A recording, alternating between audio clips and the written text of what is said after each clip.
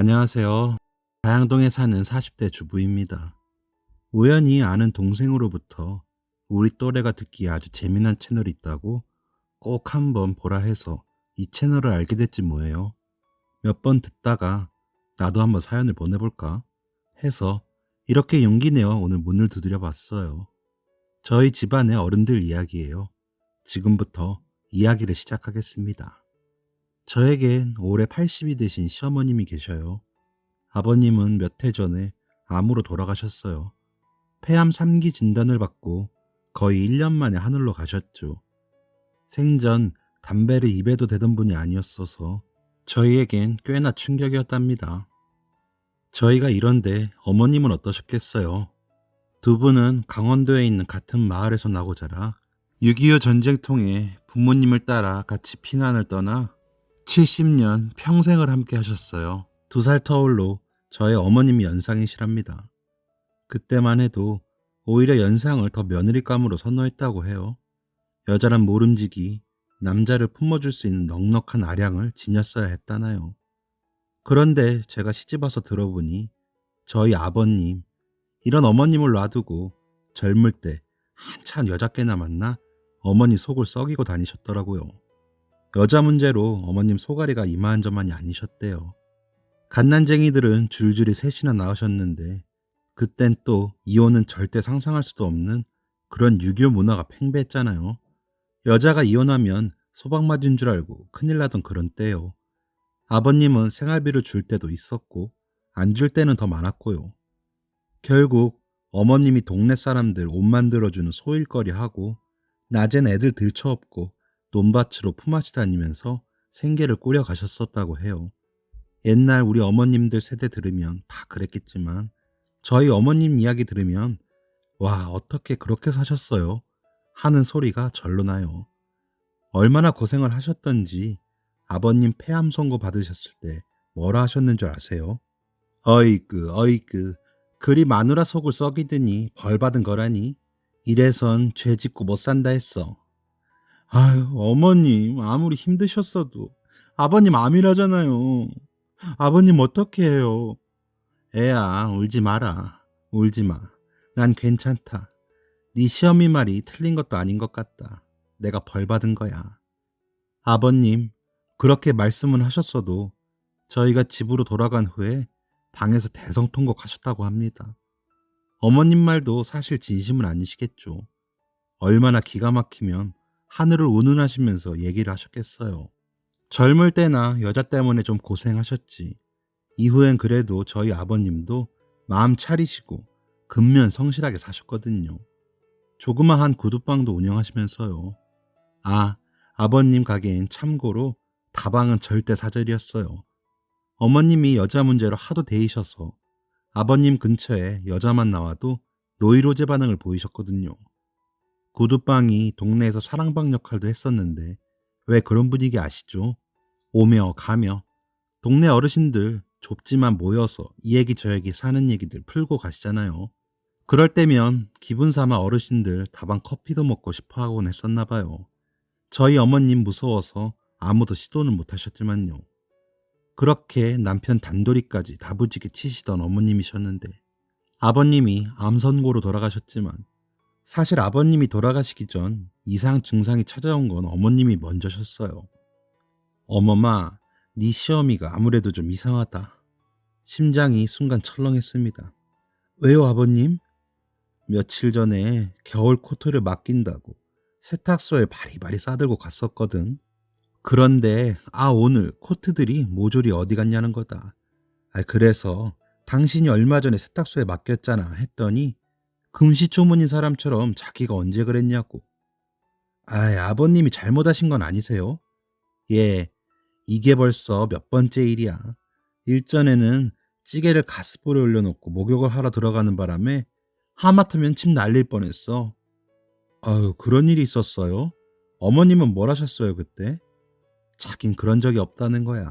내가 올려놓은 거라고. 나 무섭다, 애야.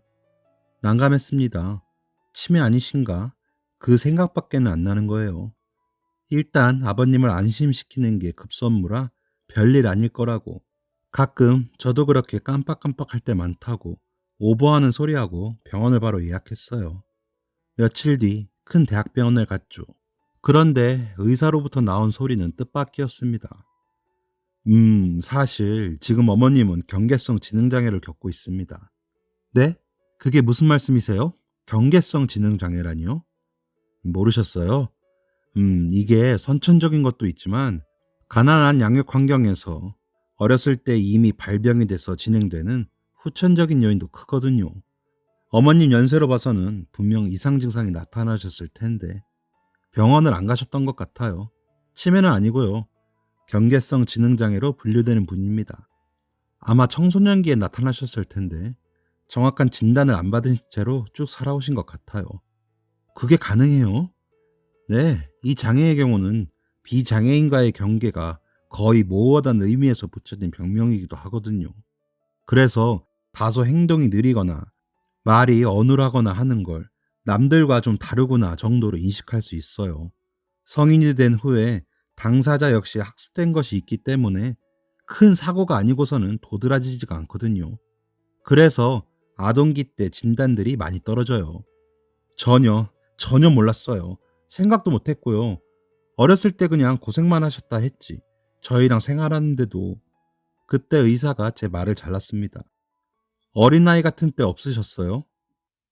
순간 망치가 뒤로 날아드는 것 같았어요. 네. 그런 적 종종 있으셨어요. 이를테면 의사는 또 제 말을 잘랐습니다. 이를테면 난 이게 좋아, 저건 싫어 이런 표현들요? 맞아요. 이 병이 그런 거예요? 경계성 지능장애는 정상인처럼 일상생활이 가능하기 때문에 병이라고 명명하지 않습니다. 그냥 일반인과의 경계에서 지능이 다소 떨어지는 거라고 이해하시면 되세요. 그렇습니다. 꽃무늬 치마를 좋아하시고 식사를 하실 땐 꼭 목에 레이스 턱받이를 하곤 하셨던 어머님의 모습은 고생한 분 같지 않게 그저 천진한 것이 아니었더라고요. 그 이름도 생소한, 하지만 장애 판명은 또 아니라는 듣기도 애매한 경계성 지능장애였습니다. 나 뭐래? 치매래? 소보루빵이 먹고 싶네. 빵집 가자, 응? 이제야 어머님의 말에 어딘지 맥락이 없다는 것도, 애 같은 발음도 귀에 너무 잘 들리고 보이는 거예요. 그저 억척스럽게 살림도 잘하시는 소녀 같은 분이라고만 생각했지. 집에 와서 저는 컴퓨터를 켜고 남편이 퇴근 전 얼른 뭘 해야 하는지부터 검색해 봤습니다. 어머님께 내가 어떤 도움이 되어야 하는가 정보를 좀 찾아봐야겠다는 심산이었죠. 지적장애는 아니나 낮은 지능을 갖고 있는 것을 말한다. 쉽게 말해 장애인과 정상인의 중간을 말하며 완전한 장애인 판정을 받은 만큼은 아니지만 정상인보다 지적 활동에 다소 문제가 있다는 것을 말한다. 따라서 정상인과 같은 평범한 생활을 하기가 어렵고 자기만의 세계에 갇혀 있거나 특이한 성격과 특징을 나타낸다. 마지막은 아닌데. 정말 그랬거든요. 저희 어머님은 일상생활에선 전혀 지장이 없는 모습이었어요. 아버님과 먼저 이 사실에 대해 통화를 하고 의사 선생님께 들은 이야기를 해드렸어요. 에휴, 아이고. 아버님, 제 얘기 듣고 계세요? 그래, 들었다. 그렇게 심각한 편도 아니고 관리만 잘하면 된다나 봐요. 너희 어머니 병원 한번 맘 편히 가본 적 없을 거다. 나 때문이야. 아버님, 그런 말씀이 어딨어요. 병이 왜 누구 때문이에요? 미안하고 고맙다. 같이 가줘서. 쉬어라. 끊자. 아버님이 생각이 많아지신 것 같았습니다. 저까지 왠지 먹먹해지더라고요. 그때 남편이 돌아왔습니다. 왔어? 왜 그래 또? 뭘 왜 그래 또야. 난 뭐 이럴 때 없냐? 참, 미안. 뭔 일 있었어? 어머님. 어머님이 왜? 오늘도 뭐 깜빡하셨대? 맞다. 오늘 병원 간다 하지 않았나? 참 빨리 물어본다. 야, 내가 노느라 그랬냐? 그럼 난 노냐? 그래. 내가 또 말 잘못했다. 뭐래 병원에서? 뭐 치매래? 요즘 치매도 조기에만 발견하면 관리할 수 있대. 너무 심각하게 하지 말자. 응? 에휴, 아들까지 몰랐다니. 너희 어머니 경계성 지능장애래. 그것도 수십 년에 걸쳐 진행돼 온. 이상한 거 몰랐어? 너 클 때도 눈치 못 챘냐? 경계성 지능장애가 뭐야? 지적장애 뭐 그런 거야? 동갑인 남편이 한심해 보이면서 이상하게 화가 나서 말이 곱게 나가지가 않는 거예요. 이 사람 잘못도 아닌데. 당신, 너니마, 너 영화 포레스트 검프 봤지? 그 뭐냐, 톰 행크스가 뜀박질하는 영화? 그래, 어머님은 뜀박질은 하진 않지만 톰 행크스 같은 상태라고 한다. 뇌가. 야, 말이 돼? 엄마는 일상생활에 아무 문제가 없어 왔어. 이 장애가 경계가 아주 모호해서 붙여진 이름이란다. 그래서 어렸을 적이 그나마 크게 도드라지는데 그때 발견하지 못하면 그냥 그런 사람인가 보다 하고 사라지기도 하는 그런 거란다. 알아들어? 사실 남편만큼 자기 엄마를 사랑하는 사람도 없거든요. 엄청 효자예요. 엄마가 자기들 때문에 고생을 무지 많이 했다고. 엄마처럼 착한 사람이랑 결혼할 거라고. 제가 그런 여자였다나 뭐라나. 그런 아들이었는데 자기 엄마가 뇌 장애가 있다는 걸 까마득히 몰라왔다니. 충격이 이만저만이 아니었죠. 저희 그이 퇴근만 하면 집에 틀어박혀 며칠을 울면서 술로 샜어요. 제 앞에서는 그렇게 말해놓고도 남편으로선 받아들이기가 아팠나 봐요. 엄마가 좀 남다른 성격이야 하는 건 있었지만 그게 그런 걸 줄 모르고 엄마한테 병원 한번 가자고 말도 못했다면서 어찌나 자책하며 아파하던지요. 그거대로 달래느냐고 정말. 에휴, 남자는 천상 A인 것 같아요. 죽을 병도 아니고 그렇다고 장애 판정을 받는 병도 아니고 지능이 다소 떨어진다는 것뿐인데 그러더라고요. 이건 가족들이 알아서 위험하지 않게 보호해주고 하면 된다 했거든요. 어머님의 상태를 너무 늦게 알게 된 건 자식된 도리로서 죄스러운 일이지만 삶에 전혀 문제될 일은 아니니까요. 오히려 저는 이 일로 어머니를 더 사랑하게 되었지요. 그 모진 세월을 혼자 견뎌내셨다는 것도 여자로서 얼마나 힘겨웠을까. 내 나이보다도 훨씬 어렸을 적에 시집을 가서 애들 들쳐업고 먹고 사셨다는 것만도 저는 어머님이 같은 여자로서 너무 가여웠거든요. 더욱이 어린 시절 잘 못 먹고 양육받지 못하면 후천적으로 발병되는 거라고도 하니까 어머님이 더욱 애틋해졌습니다. 어머님만 빼고 비밀을 공유한 아버님, 남편, 그리고 저. 우리 세 사람은 어머님에게 최선으로 잘해주자 다짐했죠. 그렇게 여행도 동반으로 함께 다니고 했어요. 그런데 신의 장난인지 어머님은 벌 받은 거라 하셨지만 가족 분위기가 옛날보다 더 좋아졌을 때 아버님이 암 선고를 받으셨던 거예요. 그리곤 딱 1년 사시고 떠나신 거죠. 어머님이 말은 아버님께 서운하게 하셨지만 항암 치료로 거의 20kg이나 빠지신 아버님을 먹이고 씻기고 옷 갈아입히고 옆에서 수발 다 드신 분이 저희 어머님이세요. 어느 날은 어머님 집에 갔더니 두 분이서 손을 꼭 잡고 울고 계시더라고요. 저희 앞에선 늘 괜찮다고 너희 살 거나 챙기라고 아무렇지 않게 행동하시던 두 분이었는데 정작 무서워하고 계셨던 거예요. 어머님은 아버님이 떠나실까봐, 아버님은 어머님이 자기로 인해 더 아파질까봐. 그 장면을 보니 며느리로서 제가 너무 부족하고 부모님 속을 몰랐구나 라는 생각이 들면서 차마 들어가지 못한 채 그대로 돌아 나와 친정으로 갔습니다. 가는 내내 눈물이 멈추질 않더라고요. 엄마, 너 왜 울어? 무슨 일 있어? 우리 어머님, 아버님 너무 불쌍해. 아휴, 사돈 어르신들 댁에 갔다 온 거야? 왜? 더 안 좋아지셨니? 그게 아니고 부모는 세상에서 가장 가여운 사람들 같대. 이 다음에 내 딸도 나한테 이런 감정을 느낄까? 아이고, 우리 딸 10년은 더 늙어버렸네. 아이, 그만 울어. 누가 보면 초상난 줄 알겠어. 부모가 살아있을 때 너가 가장 행복한 때란 것만 알면 돼. 잘해드려라. 최선을 다해서. 응, 엄마. 고마워. 그러곤 잠깐, 아주 잠깐 누웠거든요. 아, 근데 벌써 해가 져 있는 거예요.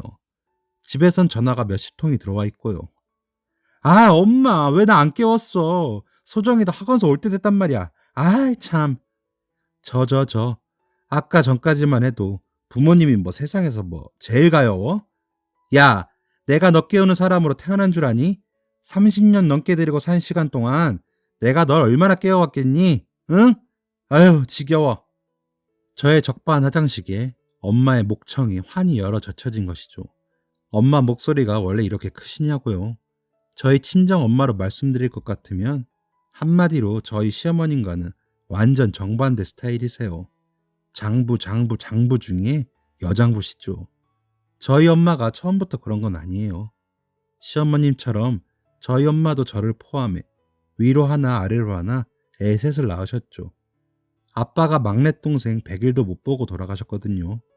아버진 영무원이셨는데 철도로 뛰어드는 사람을 말리다가 아버지가 사고를 당하셨어요. 저도 아이 때여서 엄마로부터 얘기를 들었는데 실감은 잘 안 나요. 저 고작 6살 때 돌아가셨어요. 그래서 그냥 아버지가 없구나. 이 정도?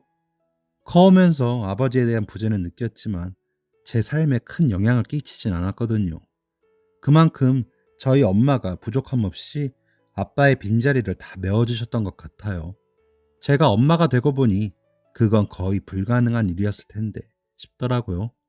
게다가 아버지가 불운의 사고로 돌아가신 건데 사정 모르는 사람들은 남자 잡아먹는 팔자라며 수군대기도 했대요. 정말 생각할수록 화가 나요. 이 자리를 빌어서 누가 그런 소리를 했는지 잡히기만 해봐요. 아주 사람 인생 아무도 모르는 거예요. 남일이라고 함부로 입에들 좀 안 올리셨으면 좋겠어요. 여하튼 전 여장부인 저희 엄마 덕분에 안전하고 여유롭게 자랐어요. 아버지가 돌아가셨으니 당연히 엄마 혼자 돈을 버셨을 거 아니에요. 안 해본 것 없으시고 남의 집 식모로도 가서 일하시고 주방 이모는 물론 자기 몸으로 할 수 있는 거라면 나쁜 것 빼곤 다 해보신 것 같아요. 다행히 돌아가신 아버지가 공무원 신분이셨기 때문에 나라에서 받는 사망보험금이랑 연금이 유산이 됐거든요. 엄마가 노동하신 거랑 아버지 유산 보태서 순대국밥 장사를 시작하셨어요. 벌써 20년째 한자리에서 터줏대감처럼 키워오셨네요. 지금은 제법 커져서 분점도 있답니다. 그러니 저희 엄마 타이반 자의반으로 여장부 세월을 보내셨죠. 또 그렇게 강해야 남매 셋 키우시니까요. 엄마가 꿋꿋하시고 낙천적이어서 저희도 큰 사춘기 없이 공부 그래도 꽤 잘했거든요. 저랑 남동생은 무사히 인서울 대학에 안착했고 나이 터울 많이 나는 여동생은 현재 박사 학위 유학 중이랍니다. 유학비도 엄마가 지금까지 다 대고 계세요. 순대국밥이 잘 되면서 하고 있는 시장에서 괜찮은 몫에 조그만 반찬 가게랑 식재료 되는 슈퍼를 또 오픈하셨거든요. 정말 대단하시죠. 개인적으로는 여걸이라 존경스럽고 자식으로선 또 짠하기도 하고 그래도 자랑스러운 게 더 커요. 이르는 나이에도 지금도 세미 정장에 셔츠 각 접고 벤츠 끌고 순대국밥집에 출근하세요. 순대 냄새 배인 벤츠 못 타보셨죠? 벤츠라고 다 같은 고급진 분위기는 아니던데 이런 말 하면 욕먹을라나요? 그러던 어느 날 외국에서 공부하는 막내가 방학이라 한국에 잠깐 들어왔어요. 모두 우리 집에 모여 가족과 시간을 보내고 있었죠. 먹고 떠들고 하고 있는데 집 벨이 울리는 거예요. 누구세요? 응, 나야. 어머니? 어머나, 시어머님이 찾아오신 거 아니겠어요? 사실 저희 집이랑 어머님 댁이 그렇게 멀지 않거든요. 어머님, 웬일이세요? 아, 이거부터 받아봐. 아이고, 손님들이 계셨네. 아, 어머님, 제 막내 동생요. 유학가 있다는. 결혼식 때 뵙고 처음인가? 아유, 맞아. 그때도 이쁘더니. 그래, 공부는 잘 돼요. 보세요. 누가 이런 분이 지능장애가 있다고 생각이나 할 수 있겠어요.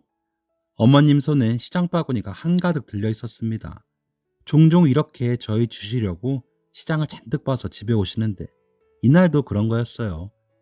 사돈어른, 때마침 잘 오셨어요. 이쪽으로 오세요. 우리 막 저녁 먹으려 했던 참이에요. 이리 이쪽으로 앉으세요.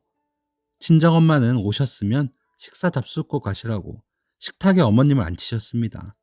아이고 맛있겠다. 진수성찬이네요. 어머님, 자반고등 한번 드셔보세요. 어머니 바삭하게 구워진 생선 좋아하시잖아요. 고마워잉. 예전엔 마냥 소녀같이 들리던 어머님의 말투가 오늘따라 유난히 귓전에 고입니다. 친정 가족들 앞이라 그런가. 그런 찰나의 감정들이 머릿속을 스쳐갈 때 "아유 사돈 괜찮으세요?" 아! 구운 고등어 가시가 어머님 목에 탁 걸린 거예요. 목을 잡고 헛기침을 연신 토해내다가 급기야 얼굴이 시뻘개질 정도로 상황은 다급해져 갔어요. 한 손은 허공에 또 한 손은 저를 잡고 토악질을 해보지만 저희도 어떻게 손을 쓸 수가 없는 거예요. 그때 저희 친정엄마가 나서셨죠. 자자, 당황할 거 없어요. 아이고, 눈 실핏줄 다 터지시겠네.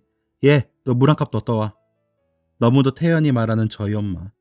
마치 상황을 관망하다 해결책을 제시하려는 사람처럼 말이죠. 그러더니 친정엄마 숟가락에 고봉밥 한 술이 떠지는 거예요. 엄만 이 상황에 밥이 넘어가? 순간 저를 찌릿 째려보시더니 너처럼 말로만 호들갑 떨면 아무것도 못할 거다. 자, 사돈 입 크게 벌리세요. 아, 아. 친정엄마가 밥을 둥글게 말아 시어머니께 꿀떡 삼키라고 건네는 게 아니겠어요. 아. 그리곤 저희 시어머님은 같이 소리를 내곤 친정엄마가 건네는 고봉과 한 숟갈을 하마처럼 벌어진 입으로 꿀떡 삼키셨습니다. 사부인, 씹으면 절대 안 돼요. 남은 것도 마저 꿀떡 삼켜요, 그냥. 음, 아, 내려갔다. 내려갔어. 살았다. 어머니, 괜찮으세요? 저는 놀란 가슴을 쓸어내렸고, 밥 한 술에 쓸려간 가시의 생사를 확실히 확인하시려는 듯 연신 침을 넘겨보는 어머님의 소리와 저희 친정엄마의 호탕한 웃음으로 상황은 그렇게 정리됐습니다. 밥을 먹고 커피를 마시는데 유학 중인 막내가 제게 귓속말로 무엇을 물어왔어요. 참고로 중학교 때부터 해외에 살아온 막내는 한국말이 좀 많이 서툴러요. 언니, 사돈어른이 좀 모자르신 것 같은데 저런 가시가 있는 생선을 막 드려도 되는 거야? 큰 소리는 아니었지만 제법 어른들께도 들릴 만한 소리였죠. 저는 순간 기분이 싸해졌습니다. 그렇지 않아도 시어머니가 그런 것을 다른 친정 식구들이 알면 어떻게 해야 하나 혼자 노심초사하고 있었거든요. 무엇보다 시어머니가 들으셨으면 어쩌나 하는 눈치를 보고 있던 찰나 갑자기 제 앞이 번쩍합니다. 아 글쎄 저희 친정엄마가 막내의 따귀를 후려치신 거예요. 그러면서 막내를 일으켜서 90도로 인사를 하라며 사과를 시키는 거 아니겠습니까? 내가 너를 이따위로 가르쳤어? 어디 어른한테 버르장머리 없는 말이야? 엄마, 지금 뭐 하시는 거예요, 시어머님 앞에서? 저는 놀라서 엄마한테 소리쳤죠. 그런데 저희 엄마는 이런 저는 아랑곳 않고 벌떡 일어나셔서 저희 시어머님께 허리 굽혀 사과를 하셨습니다. 사부인, 죄송합니다. 제가 가정교육을 엉망으로 시켰습니다. 죄송합니다. 연거푸 사과하신 엄마와는 달리 시어머니는 무슨 상황인지 어리둥절하기만 한 표정이었습니다. 아니, 왜 막내 사돈을 때리는 거예요? 애야, 무슨 일이야? 막내 사돈 얼굴 괜찮아요? 어머, 빨갛네. 애야, 냉찜해야 한다. 냉찜 좀 가져와. 저 어머님, 그게 아니고요. 전 뭐라고 설명을 해야 할지 알지 못했어요. 대신에 막내를 뭐라 나무랐죠. 막내는 진짜 나쁜 말인지 모르고 썼던 것이었지만 저희 친정엄마가 쏘아올린 상황은 그렇게 흘러갔습니다. 그날 이후 저희 시어머님은 막내 사돈 괜찮냐는 말을 꽤나 오랫동안 물어보셨더랬죠. 이유가 중요하기보다 어찌되었든 간에 맞은 사람을 더 신경 쓰시는 거죠. 저희 시어머님이 그런 분이세요. 이것저것 주는 것도 참 좋아하시고 자기보다는 아들 며느리가 우선이고 저 시집 왔을 때부터 지금까지 한결같이 며느리에게 잘해주시는 분이었어요. 자기 아들 데리고 사라져서 너무 고맙다는 말을 자주 해주시곤 하시는 적어도 제가 느끼기엔 아들보다는 며느리를 더 신경 써주시는 그런 시어머님이세요. 그런데 그렇게 착하디 착한 시어머님께 청천벽력 같은 일이 또 한 번 벌어집니다. 엄마, 무슨 소리셔? 집사람 멀쩡히 옆에 있는데. 네? 2천만 원을 누구한테 건넸다고요? 엄마, 지금 뭔 소리를 하시는 거예요? 저희한테 먼저 확인해 보셨었어야죠. 왜, 무슨 일이야? 무슨 일인데 그래? 아, 나 미치겠네. 받아봐. 네, 어머님, 무슨 일이세요? 네? 저는 까무러치듯 놀랐죠. 그날 밤 걸려온 어머님의 다급한 전화는 보이스피싱 내용이었어요. 결론부터 얘기하면 어머니가 2천만 원 피해를 당하신 건데 일당들의 시나리오는 이랬습니다. 며느리가 지금 크게 다쳤으니 돈을 보내야 한다는, 그래야 산다는 전화가 걸려왔다는 겁니다. 요즘은 개인정보를 모두 알아내 이름까지 다 알고 속이려더니 가뜩이나 저희 시어머님 같은 경우는 그들의 말을 고지곳대로 듣고 당할 수밖에 없으셨죠.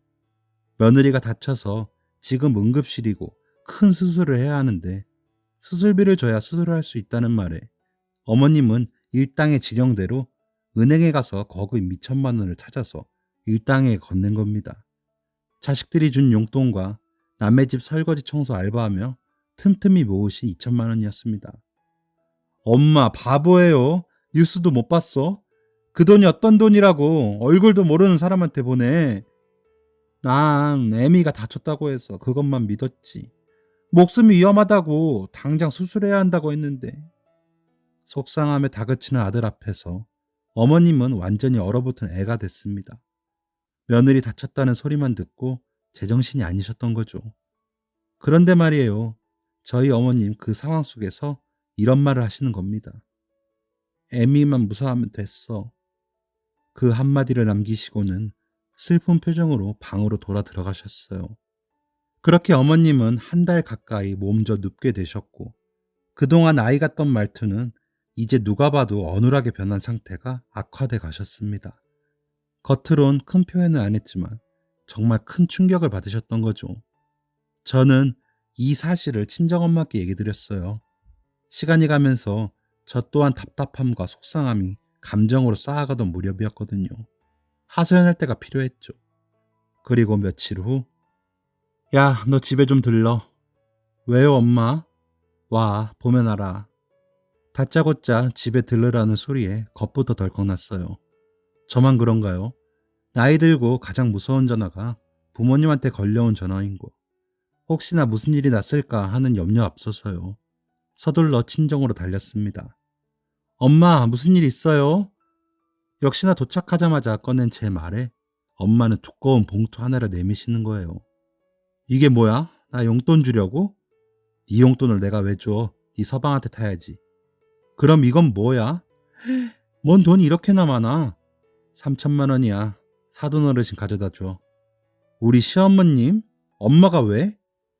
내가 나이 먹고 이렇게 살다 보니까 다 필요 없더라. 내 몸 하나 건강하고 가족들이랑 만난 거 먹고 즐겁게 시간 보내다 가야지 이런 생각이 들어. 그러니 그깟 돈이 뭐길래 사람을 몸져 눕게까지 만드니. 그 나쁜 놈들 경찰이 붙잡아서 돈 돌려받다고 그러면서 어서 하루라도 빨리 기운 차리게 해드려라. 엄마, 어떻게 그런 생각을 했어? 그렇다 하더라도 이건 너무 많잖아. 시어머님이 당한 건 2천만 원인데 1천만 원은 그놈들한테 보상금식으로 받은 거라 해. 벌금처럼. 손이 발이 될 정도로 싹싹 빌었다고. 시어머니 잘못 아니라고 이 말 꼭 달고. 전 아마 죽었다 깨어나도 저희 엄마를 쫓아가지 못할 거예요. 일단 그럴 돈도 없고요. 어떻게 거기까지 생각이 미칠 수 있는 건지. 저는 친정엄마가 주신 3천만 원을 가지고 곧장 시어머니께 향했습니다. 가는 길이 왜 그리 평소와 달리 보이던지요. 눈물이 제 눈으로 고랑을 내고 있었습니다. 어머님 집 앞에 다다랐고 저는 소매로 눈물을 훔치고 현관문을 열며 평소보다도 더 씩씩하게 외쳤습니다. 어머님, 그놈들 잡았어요. 돈도 찾았고요. 몇 주간 굳게 닫혀있던 안방문이 벌컥 열리며 시어머니가 한달음에 달려나오셨습니다. 정말이야? 그 나쁜 놈들 잡았어? 그 거짓말쟁이들을? 네, 어머니. 저 지금 경찰서 다녀오는 길이에요. 돈도 돌려받았고요. 여긴 어머님이 그놈들한테 주셨던 2천만 원.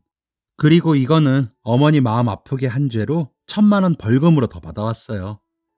시어머니는 아무 말 없이 닭똥 같은 눈물을 봉투 위로 떨구셨습니다. 퇴근한 남편이 이 이야기를 듣고 친정으로 달려갔습니다. 들어가자마자 장모님 하면서 친정엄마 손을 붙잡고 엉엉 울더군요. 엄마라는 단어만 들어도 눈물부터 고이는 남편이지만 그날은 저도 정말 많이 울었네요. 엄마라는 존재가 너무 가슴이 미어지게 고맙고 또 슬프기도 하고 뭐 그런 마음이었어요. 저희에겐 별거 아닌 일 같고 난리친다며 친정 엄마는 그저 사부인께 잘해라. 그렇게 착한 사람 세상에 없다. 알겠지 둘 다? 라고 말씀하셨습니다. 친정 엄마의 도움으로 저흰 정말이지 길고 긴 평화를 되찾았습니다. 시어머님은 그 뒤로 기운을 완전히 차리셔서는 만나는 사람마다 누가 전화해서 며느리가 아프다고 하면 절대 믿지 말라고, 또 절대 돈 보내지 말라고 신신당부가 늘었습니다. 그렇게 몇 해가 지나갔어요. 저희 하나밖에 없는 딸도 대학에 갈 나이가 되었답니다. 시간은 참으로 쏜살 같습니다. 그렇게 딸의 고등학교 졸업을 얼마 남기지 않았던 어느 날 시어머님은 저를 부르셨습니다. 부름을 받고 시댁에 당도하니 시어머니는 제 앞에 하얀 봉투를 하나 들이미셨습니다. 그런데 어디서 많이 본 봉투였어요. 애야, 이걸로 경선이 대학 등록금 해라. 네, 어머니? 정말요? 전 마다하지 않았어요. 모든 게 잘 돼가던 터라 어머님도 손주 위에 선물하시는 건가 보다 했거든요. 그런데 봉투를 열어보고 깜짝 놀랐습니다. 어머니, 돈이 너무 많잖아요. 웬 돈이에요? 이거 네가 몇 년 전에 나한테 준 거야. 3천만 원. 네? 근데 그걸 아직도 갖고 계셨어요? 근데 왜 저한테? 너 아프다 해서 쓰여진 돈이었는데 내게 다시 돌아온 거였으니까 다시 널 위해 써야지. 맞지? 어머니, 생각지도 못한 어머님의 말에 눈시울이 붉어졌습니다. 아, 그리고 이것도 내 손에 있다고 누가 다시 채가면 어떡해. 나는 너무 불안해. 그러니까 너 써. 아이, 됐고. 야, 배고프다. 우리 감자전 먹을까? 다시금 영락없는 아이 모습으로 돌아온 어머님이지만 저는 누구보다도 큰 성인을 만난 기분이었습니다. 그날 밤 남편이 돌아와서 이 이야기를 듣고는 지금 당장 어머님을 뵈러 가야 하겠다며 또 가서는 어머니 손을 잡고 한참을 울었답니다. 정말 울보 남편이 다 되었어요. 그리고 집으로 돌아와서는 두 어머님 돌아가실 때까지 최선을 다해서 효도하겠다고 다시 한 번 더 다짐하더라고요. 친정엄마와 시어머님, 저는 정말 무슨 복일까요? 두 분이 정말 오래오래 제 곁에 건강하게 머물러 계셨으면 좋겠어요. 갈수록 부모님에 대한 마음이 더 진해지는 가을입니다. 여러분, 제 이야기 들어주셔서 감사하고요. 말 나온 김에 부모님께 안부 전화들도 드리고 그러셔요. 세상에 모든 위대하신 부모님들께요. 그럼 안녕히 계세요. 지금까지 사연 들어주셔서 감사합니다. 사연이 재밌으셨다면 구독과 좋아요를 눌러주세요. 감사합니다. 안녕히 계세요.